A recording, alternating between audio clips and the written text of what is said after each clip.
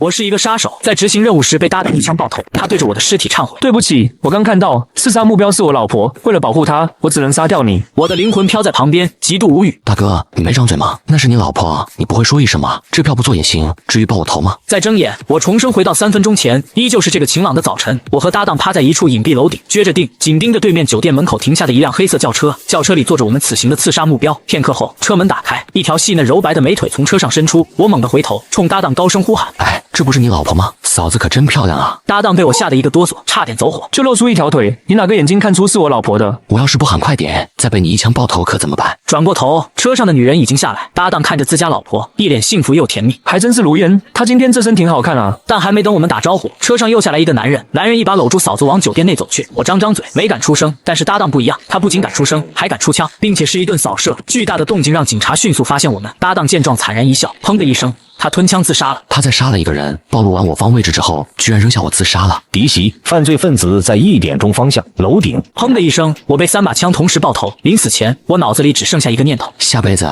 绝对不要跟傻逼做队友。3秒钟后，没错，我又重生了，还是晴朗的早晨，还是撅着腚的角落，还是那辆黑车，一回生2回熟。这次我学精了，在男人搂住嫂子的瞬间，我尝试安抚搭档：冷静，冷静，伟哥，那可能是嫂子的亲戚，对，说不定是他表哥。我说的没毛病。哥哥可能是亲哥，可能是表哥，也可能是隔壁王哥或者榜一大哥。成年人嘛，没必要说那么清楚。你看嫂子笑得多开心啊，肯定是见到亲人了。我继续硬着头皮胡说八道，谁知搭档又将枪口对准了我。你嫂子是个孤儿，哪里有什么哥哥，都是你。如果你不提醒我，我就不会看见，我就什么都不知道。熟悉的冲击力，熟悉的黑暗。再睁眼，依旧是这个晴朗的让人想骂娘的早晨。这一次，我干脆利落地扔掉办公用具，原地发癫。麻辣的，老子不干了！在搭档不解的视线中，我丢下枪，站直腰板，转身就走。你去哪儿？你走了，我一个人怎么办？你一个人可比跟我组队时牛逼多了，又是杀奸夫，又是吞枪自尽的，又敢想又敢干。我头也不回地挥了挥手，算是跟他告别。这辈子、下辈子、下辈子都别再见了，傻逼！我来到老板的秘密老窝，跟他提出辞职申请。你要辞职？想死的体面点，不想再撅着腚趴在楼顶吹冷风了。我们这行辞职的违约金可是很高的，不给交五险，没有退休金，开口闭口就要违约金。我给你交，你敢去领吗？有什么不敢的？不敢领的是卧底。你要不让我辞职，我就走劳动仲裁。老板似乎被我威胁到了。好，既然你决定了，我尊重你的选择。违约金嘛，就当我个人赞助你退休了，都是自家兄弟，以后有需要随时回来。他亲自把我送出门，还拍了拍我的肩膀，路上小心。我点点头，刚转身就感觉眼前一黑。哼，老子最恨不敬业的员工，一点小脾气说不干就不干。知不知道我培养一个优秀的杀手成本多大？靠，辞职也不让。再睁眼，我又看到了我的搭档。这次的任务有点棘手，你才是最棘手的。我看着他专注的侧脸，默默计算着距离和力度，然后直接劈向他的后颈。世界终于清静了。我抄起狙击枪，重新撅好腚，镜中那条细嫩柔白的美腿已经完全暴露在我的视野里。紧接着是地中海。还别说，嫂子这品味真是别具一格。我的手指搭在扳机上，只要轻轻一动，就能送嫂子去见阎王。然后呢？然后张伟那个傻叉醒来，满世界的追杀我，然后要崩掉我的头。杀人不能从根源上解决问题，得先把张伟这个定时炸弹处理好。我把他结结实实的捆起来，还顺手脱了他的臭袜子塞进了他嘴里。兄弟，对不住了，为了咱俩都能活命，只能先委屈你了。做完这一切，我迅速撤离楼顶，然后沿着通风管道一路爬到嫂子所在的酒店窗户边。干我们这行，体能和柔韧性真是必杀技，不然撅着半天腚，腿都麻了。不多时，嫂子的房间里传来油腻的声音：“如烟，咱们马上就不用这么偷偷摸摸了。你放心，张伟那边我都安排好了，他以为我回娘家了，一时半会儿回不来。可以啊，嫂子，业务能力很强，反侦查意识也很到位，不愧是杀手家属。那就好，来，让我好好看看。小声点，这事不能让任何人知道。怕什么？这酒店隔音好得很。但我总觉得有人在盯着我们。你就是太小心翼翼了。来，喝杯红酒压压惊。啧啧，这地中海还挺有情调。我正吐槽的起劲，房间里的声音突然停了。怎么不说话了？难道发现我了？我屏住呼吸，一动不敢动。咚咚咚，沉重又急促的敲门声响起。老婆，开门，我知道你在里面。是张伟，他怎么出来的？我不是把他绑起来了吗？难道是用爱情的力量挣脱了束缚？是谁啊？开门，不然我把门拆了。怎么办啊？你老公怎么找来了？慌什么？你先去洗手间躲起来。经典剧情洗手间就不能有点新意吗？比如从我这边的窗户跳下去？不行，他肯定会修洗手间的。那你还愣着干什么？想办法啊！那我躲窗户外面。说着，他一把打开窗户，然后他不动了，我也不动了。嗨，帅哥，一个人啊？你怎么了？快躲好啊！不行，外面有蜘蛛侠。我意识到情况失控，于是想要跳进窗户。地中海显然没见过这场面，他尖叫一声，然后猛地关上窗户。操！我的脑袋被不大不小的夹在了窗框里，疼，倒不是很疼，就是有点侮辱人。紧接着一声巨响，门竟然被踹开了。地中海还没来得及躲，就被赶来的张伟抓个正着。王潇洒，你怎么在这？比起我，你不更应该好奇这个地中海吗？张伟愣了一下，似乎觉得我的话有道理。对啊，你是谁？为什么和我老婆在一起？他是我表哥。胡说，你不是孤儿吗？你怎么知道我老婆是孤儿？大哥，这是重点吗？孤儿就不能有表哥吗？我们一个孤儿院出来的，不是亲哥胜似亲哥。原来是这样，老婆，对不起，我误会你了，都是我太敏感。靠，这都能信？你脑子是被门夹了吗？我脑袋卡在窗户里，撅着腚，憋着一股火。行啊，能不能先把我弄下来？张伟这才反应过来，走到窗边，刚准备开窗救我，就听到了敲门声。警察，开门！警察？怎么会有警察？完了，难道有人报警？里面的人听着，我们接到报警，有人看到楼外有异常情况，请立即开门配合调查。完了，这下真完了！屋里2个杀手，2个偷情，被警察抓的现行。嫂子突然冷静下来，她快速整理了一下衣服。你们都别慌，我去开门。她走到门边，深吸一口气，打开了门。警察同志，怎么了？有人报警说看到有人卡在窗外，情况危急。说完，她已经闯进屋，看到我的姿势，眉头皱了起来。先生，你这是在干什么？我能说我在执行暗杀任务吗？警察同志，这是个误会。什么误会？这位是我们的朋友，他有恐高症，刚才不小心探出窗外，结果吓得腿软，头就卡住了。对，恐高症，我们正准备救他呢。恐高症？那他怎么爬到窗外的？还有，你们几个什么关系？警察同志，这是我老公，这是我表哥，这个趴窗户上的是我老公的朋友。身份证拿出来，我看下。柳如烟是吧？手机号报一下，做个记录。139。既然是误会，那你们几位跟我们回局里做个登记吧。大兄弟，你也得一起。然后我们一行人在警察的带领下走出酒店。也好，进局子就进局子吧，至少在警察局里，我绝对是安全的。老板不敢派人来，张伟这个傻逼也不敢乱来。今天总算是能活下来了。上车，再见了，这该死的循环，哥们要去安全区待着了。砰！一声清脆又熟悉的枪响从远处的楼顶传来。楼顶方向有狙击手。靠，又来！这次又是谁爆了我的头？再睁眼，依旧是这个晴朗的让人想骂娘的早晨。在张伟行动前，我先发制人。张伟，你别爆我的头！楼下的刺杀目标是你老婆，这单任务咱们不做了。你说什么？马上会有个男人搂着你老婆，你放心，那是他表哥。虽然嫂子是孤儿，但是孤儿就不能有表哥吗？他们一个孤儿院出来的，不是亲哥胜似亲哥。不等张伟反应，我已经掏出手机，按照上一次嫂子报出的号码拨过去。喂，嫂子，你们的事我都知道了，先别着急去酒店，我们来咖啡厅谈谈。你是谁？王潇洒，张伟的同事。你怎么有我的号码？这不重要，重要的是你现在在车上对吧？那个男人就坐你旁边对吧？10分钟后紫罗兰咖啡厅见。不来的话，张伟现在就会知道你要去酒店开房。说完，我直接挂断电话。你刚才说什么？我老婆？刺杀目标是我老婆？就你这反应速度，让你当杀手真是屈才了。你就应该去动物城当树懒。对，就是你老婆，所以这票咱们不做了，撤。不可能，如烟怎么会是刺杀目标？他只是个普通的会计。普通会计会有仇家买命吗？那这到底怎么回事？跟我来，一会儿你就知道了。10分钟后，紫罗兰咖啡厅，我选了个角落的位置坐下，张伟坐在我旁边。如烟是不是有事不来了？会来。你凭什么这么确定？因为他心里有鬼。你再说一遍。大哥，你老婆都要跟人跑了，你跟我横什么横？就在这时，嫂子和地中海推门而入。说吧，你想干什么？嫂子，别紧张，我没恶意，就是想跟你们聊聊，顺便保住我的狗命。你们这事儿闹得有点大。什么事？嗨，都到这份上了，就别装了嘛。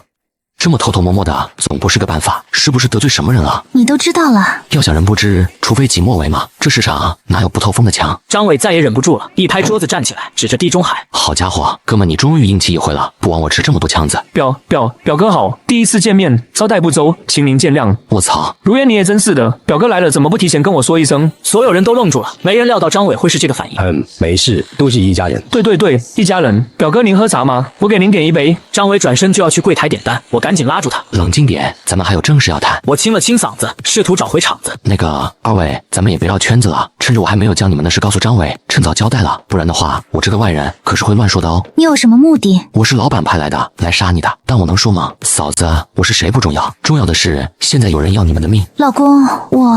如烟，你别害怕，你平时连只蚂蚁都不忍心踩，这么善良，怎么会得罪人？这次肯定是冲表哥来的。表哥，你放心，既然你来了我这地盘，有我在，没人能伤你分毫。闻闻言，地中海好像绷不住了，哇哇哇的大哭起来。我错了，我真的错了，东西给你们，我以后一定做遵纪守法的好公民，你们可一定要保护我啊！我靠，这是什么剧情？不是偷情吗？怎么还哭起来了？难道是嫂子逼良为娼？这大哥不堪受辱。嫂子，你这玩的有点花啊！如烟，这到底是怎么回事？我还没想明白，旁边就有枪声响起。狙击手，又是狙击手，跟上次在酒店门口杀我的是同一拨人。卧倒！我反应极快，拉着张伟就藏到桌子下，几乎是同时，嫂子一个翻身，直接落在我们旁边。如烟，你没事吧？别好了，你有事嫂子都不会有事。下一秒，我看到了让我这辈子都忘不了的一幕：嫂子半蹲在地上，拔枪瞄准，动作一气呵成。好，我操，嫂子是同行，还是个高手。想活命就跟我走。话音刚落，他猛地从桌子后面冲出去。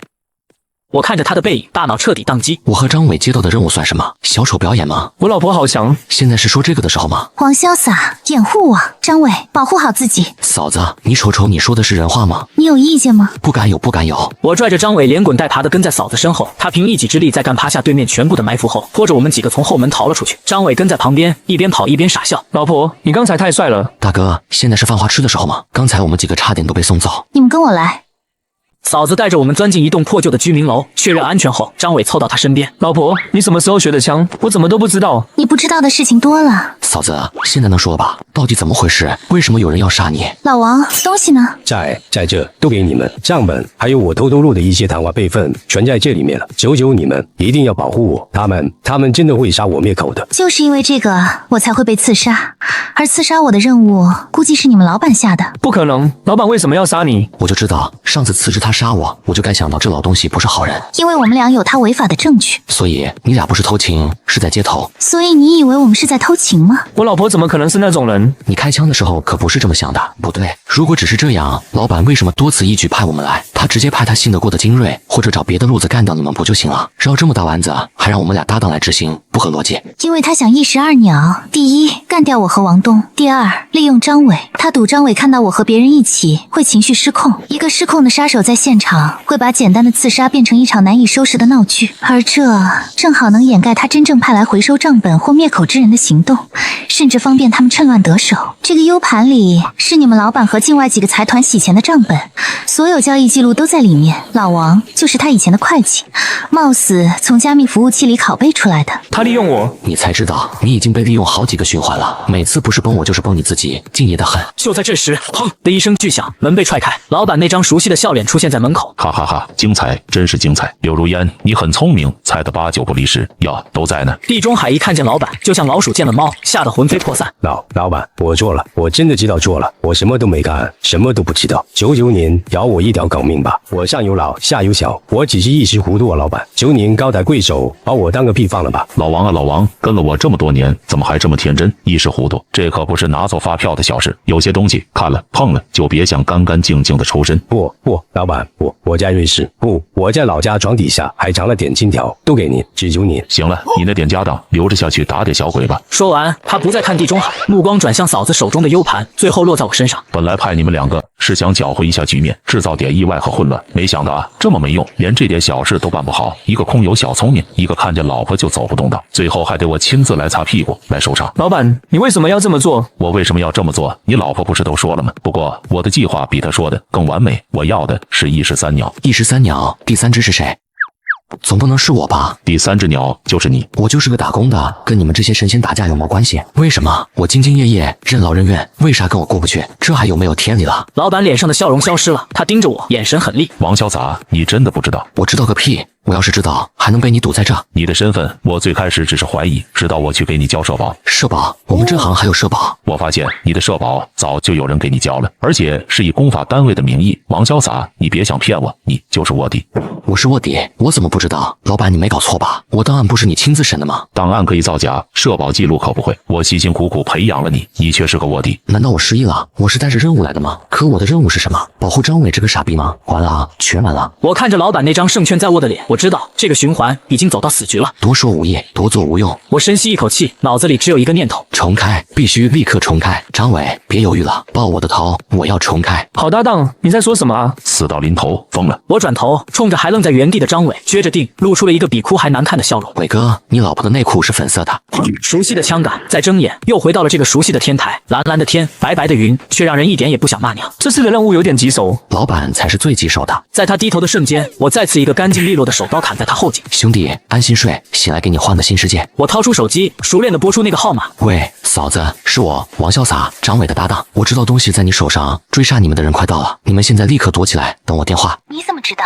我还知道的多了，信不信随你，但狙击手已经在路上了，不想死就按我说的做。我直接挂了电话，没给他反问的机会。现在该查查我自己的事了。我迅速撤离楼顶，凭着杀手的本能，轻松避开所有监控，来到一家24小时营业的网吧。社保查询页面清清楚楚的写江城市佛伯勒，参保状态正常。操，老板说的没错，我还真是卧底。那我的任务究竟是干什么？我正头脑风暴，屏幕右下角突然弹出一个聊天窗口。钟表，你暴露了，你是谁？指针，我在楼下等你。聊天窗口瞬间关闭，电脑桌面干干净净，仿佛什么都没发生过。我结账走出网吧，楼下街角停着一辆黑色轿车，车上露出一张熟悉的年轻脸庞，是上次循环在酒店里遇到的警察。这么说，之前他来酒店并不是巧合，可能早就知道我的身份。王潇洒，或者我该叫你沈墨。沈墨，这名字听着就比王潇洒正经多了，但我并不记得了。他似乎并不意外。我们猜到了，3年前你潜入组织，后面就了无音讯。我们猜测你遭遇了什么不测，或者有什么难言之隐。直到几天前，我在江城市发现了你，之后就一直有我在外围保护和接应你。保护？我都被爆头多少次了？那我的任务是什么？瓦解杀手组织。老板已经知道我是卧底了。他怎么知道的？社保。他说他去给我交社保，发现了我的缴费单位。操，百密一疏，这个老狐狸！百密一疏，这么大的漏洞，我的社保记录就这么明晃晃的挂在网上。你们是觉得杀手组织都不做背调，不查员工户口的吗？他深吸一口气，看着我。对不起，沈墨，我们会尽量弥补过失，而且我们已经制定了抓捕计划。你的暴露是个意外，也是个机会。什么机会？用你当诱饵，把他调出来。我们的人会提前布控，确保万无一失。这是内部通讯频道，带上它，你可以随时听到我们的指令。沈墨，这是你最后一次任务，完成它，你就可以归队。我需要先去带上我的搭档张伟，他只是个普通杀手，不是我们的目标。他老婆也在里面搅和着，不带上他，那个傻子能把天捅破。可以，但你要保证他完全在你的控制之下。没问题。我重新回到天台，一把扯掉张伟嘴里的袜子。王潇洒，你想干什么？听我说，老板要杀我们，还有你老婆，因为你老婆不是什么普通会计，她跟你我一样，甚至身手比我们还厉害。我老婆果然不一般。完了，这傻逼没救了。现在我们要做的就是把你老婆偷出来的东西上交，这样我们都能安全。那我老婆呢？她现在在哪？她安全吗？你只要听我指挥，就能见到她。我带着张伟，根据嫂子发来的地址，来到城郊一个废弃的汽车修理厂。老婆，你没事吧？我没事。东西呢？东西在这。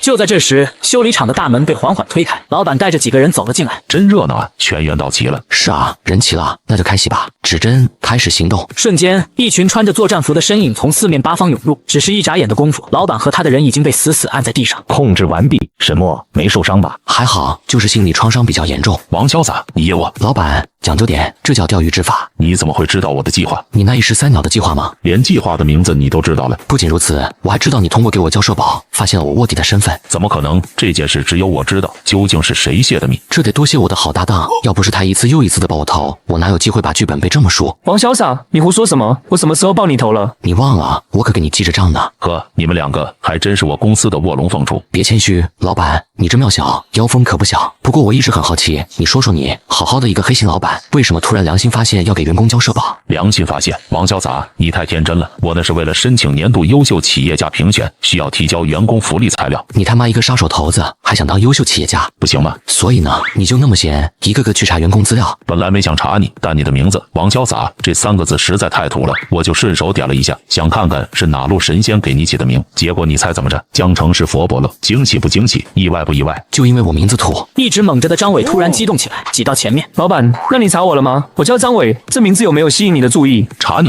张伟，全国姓名查重率第1，你这种大众脸，连让我点开资料的欲望都没有。